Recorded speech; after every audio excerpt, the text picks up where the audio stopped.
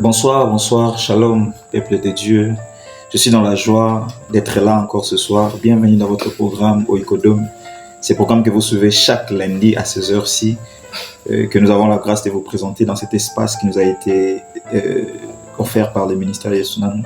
Je suis dans la joie. Prions l'Éternel avant de commencer ce programme ce soir. Seigneur, nous te disons merci. Nous sommes reconnaissants pour toutes les fois que tu nous fais grâce d'être dans ta présence, où tu nous parles, parce que tu nous aimes. La Bible dit dans leur détresse, lorsqu'ils crièrent à l'Éternel, c'est que tu avais envoyé afin qu'ils soient guéris, c'était ta parole. Parce que ta parole est esprit et ta parole est vie.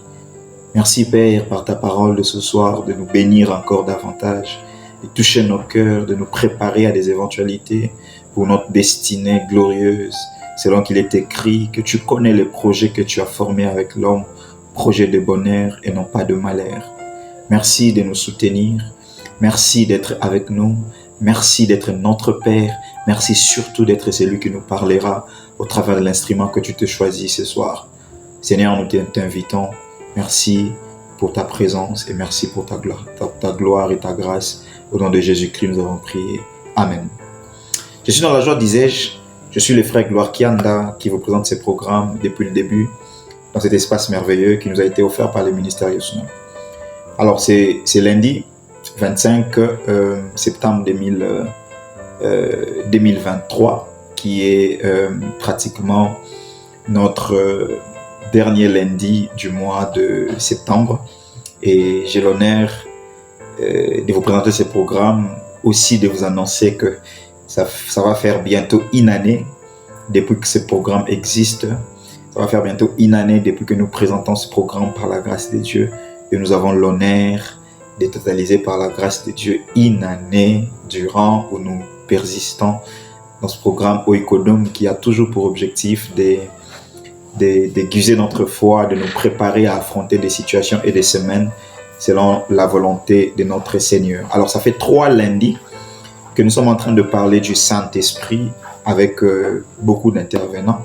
Ce soir, ça sera aussi un autre intervenant qui nous parlera du Saint-Esprit, du rôle du Saint-Esprit dans notre vie de tous les jours, du rôle du Saint-Esprit dans notre quotidien. Et j'aimerais vous inviter à être concentrés et à suivre avec beaucoup d'attention cet homme de Dieu merveilleux, rempli d'onction, qui nous parlera du rôle du Saint-Esprit. Quant à moi, je vous donne rendez-vous juste après cet exposé autour du rôle du Saint-Esprit. Je vous souhaite bonne audition, afin nous nous retrouvons juste à la fin.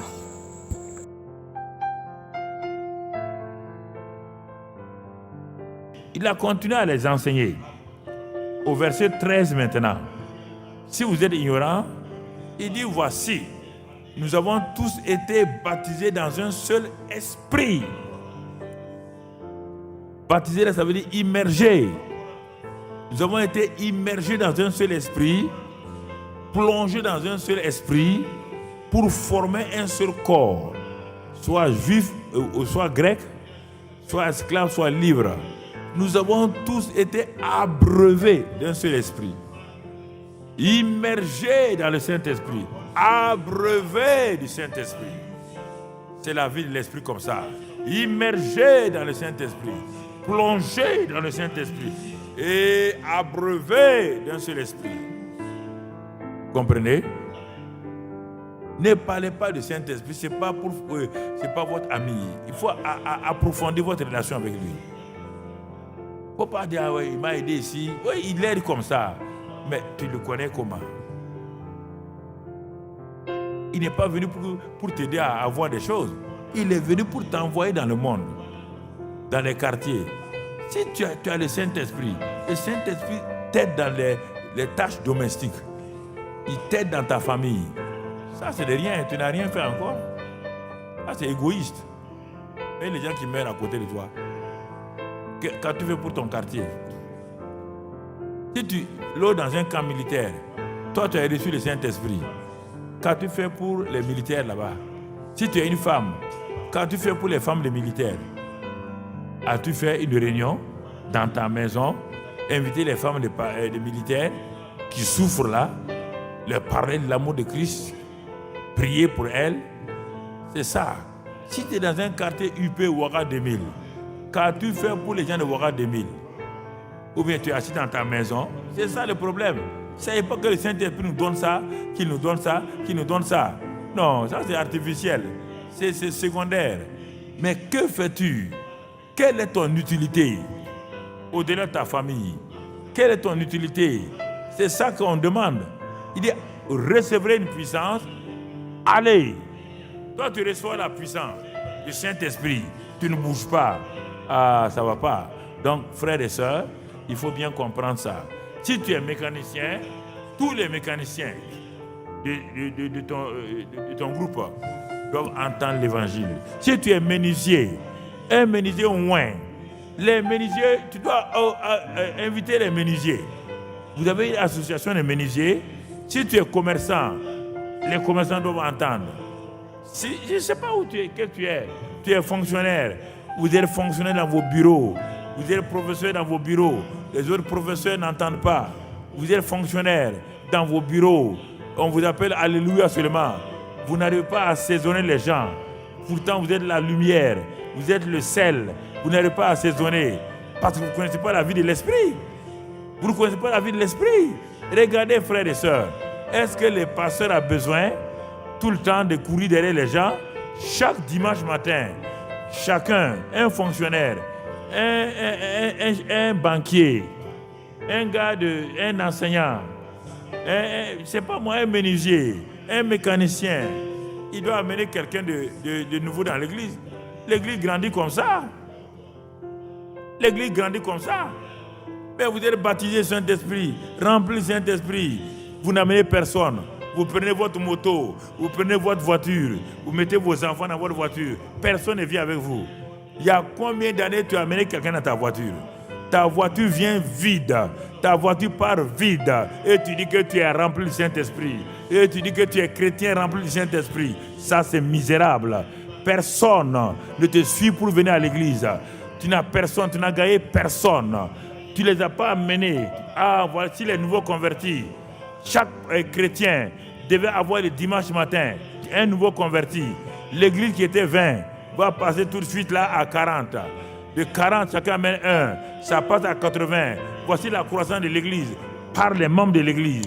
Mais vous êtes assis, vous croisez les bras. Saint-Esprit, remplis-moi ici. Saint-Esprit, donne-moi ça. Saint-Esprit, donne. Ils ont demandé à Dieu. Ils ont tellement mangé la manne qu'ils ont commencé à vomir. Dieu les a chassés. Pourtant, c'est le même Dieu qui est là. Donc, vous comprenez, il faut arrêter. Si le Saint-Esprit est là, c'est pour l'utilité commune. C'est pour que vous soyez utile au royaume des cieux. Ce n'est pas pour vous satisfaire. Ce n'est pas pour vous rendre égoïste.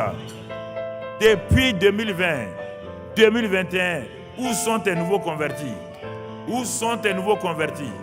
Où sont ceux que tu as amenés à Christ? Où sont-ils? Tu viens à l'église les mains vides, tu parles les mains vides. Tu ne témoignes pas aux gens. Pour critiquer, ta langue s'ouvre. Pour bénir, ta langue se ferme. Ah, c'est quel chrétien ça? C'est quel sort de chrétien? Il faut qu'on se parle face à face, qu'on aille de l'avant. C'est ça, mon frère. Il dit immerger.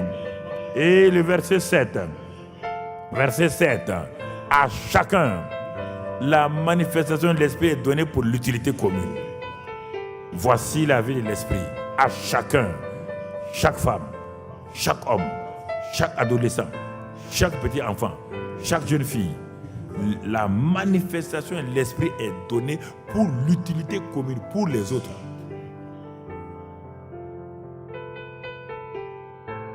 Tu ne peux pas me contredire. Je te dis, tu vas mes messages vont te suivre jusqu'au ciel.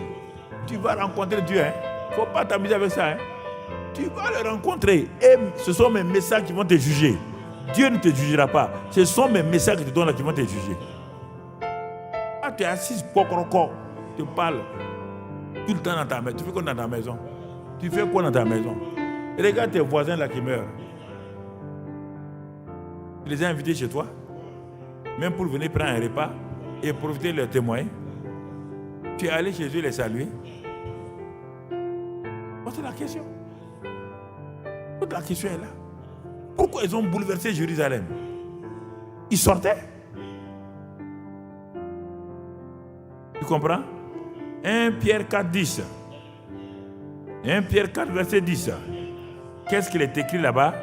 Comme de bons dispensateurs des diverses grâces de Dieu. Pierre dit que nous sommes des bons, nous sommes des distributeurs des diverses grâces de Dieu. Qu'est-ce qu'il dit maintenant? Que chacun de vous mette au service des autres le don qu'il a reçu.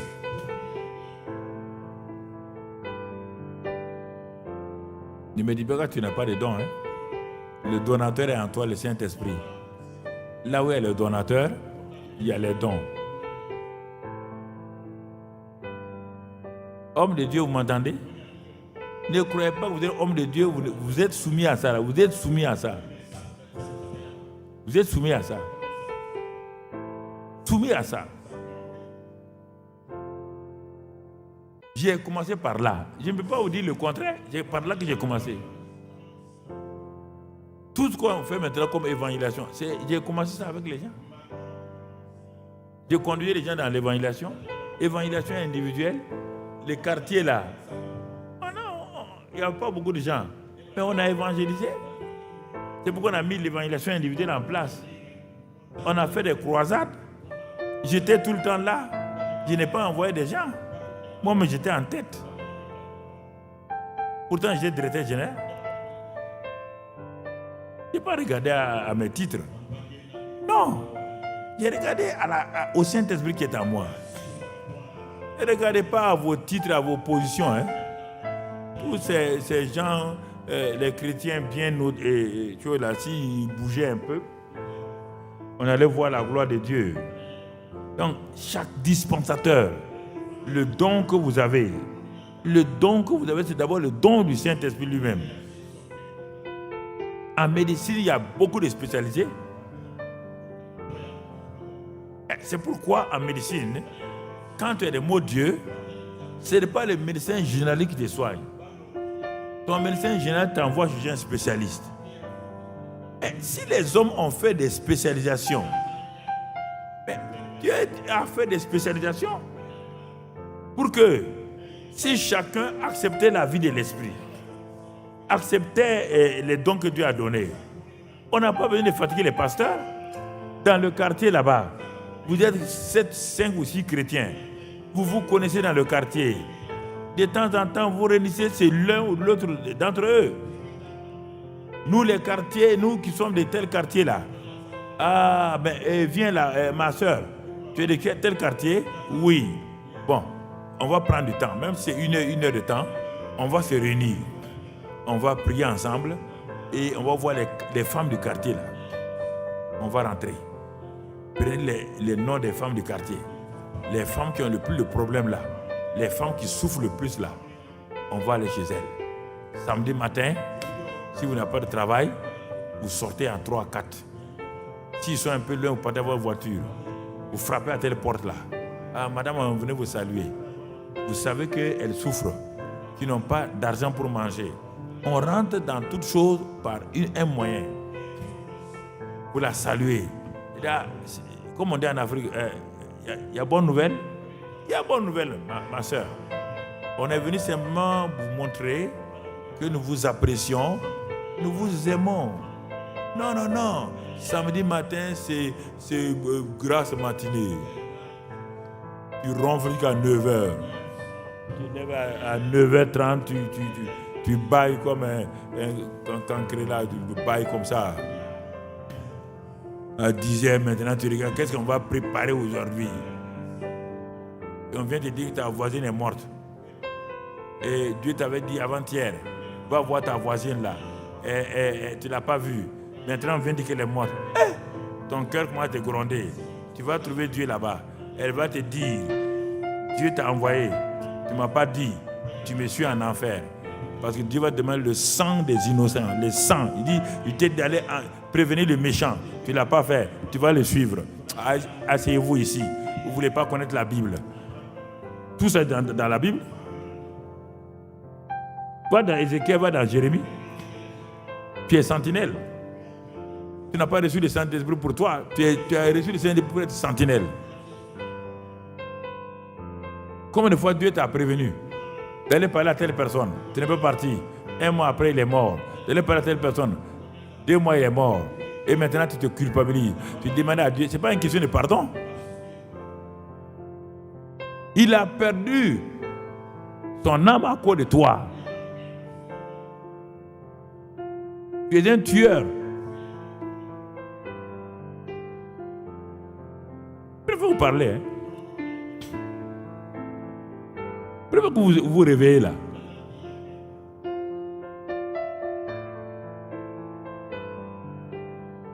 Une femme vient me trouver que ça fait des jours, Dieu lui parlait d'une vieille là-bas, dans son quartier, c'est pas loin d'ici. D'aller saluer la vieille là, d'aller saluer. Elle dit bon, demain, après-demain, je vais préparer ça, je vais avoir telle chose là. Le jour qu'elle s'est préparée là, on vient de dire la vieille elle est morte. Elle court pour venir me voir. Il dit moi, faut aller, faut demander pardon. Hein. Ah, ça là, tu as tué la vieille là, tu l'as envoyée en enfer. C'est toi qui l'as envoyée en enfer. Ça, c'est pour même les pasteurs. Hein. C'est pas seulement. Moi, je dis que tu es prophète. Hein. Comprenez?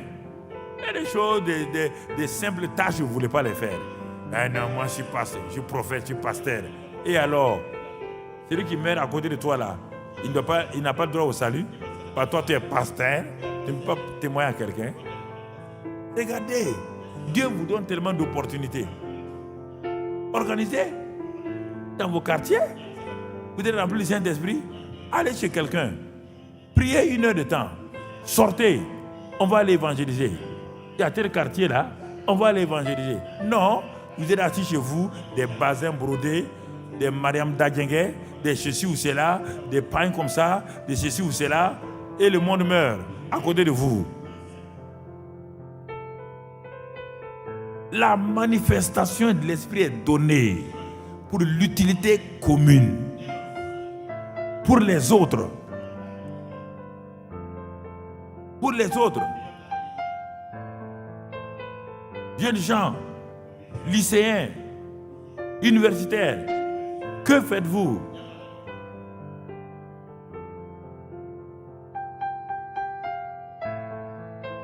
Que faites-vous? Mon frère, si tu es ignorant ou réfractaire, si tu refuses, pour voir Dieu à la fin sera difficile. Hein? Dieu ne s'intéresse pas parce que tu es pasteur ou femme de pasteur. Dieu s'intéresse à ceux qui sont obéissants. Saül a perdu son onction à cause de la désobéissance. Et Dieu a parlé par Samuel. Il dit la désobéissance, c'est l'idolâtrie.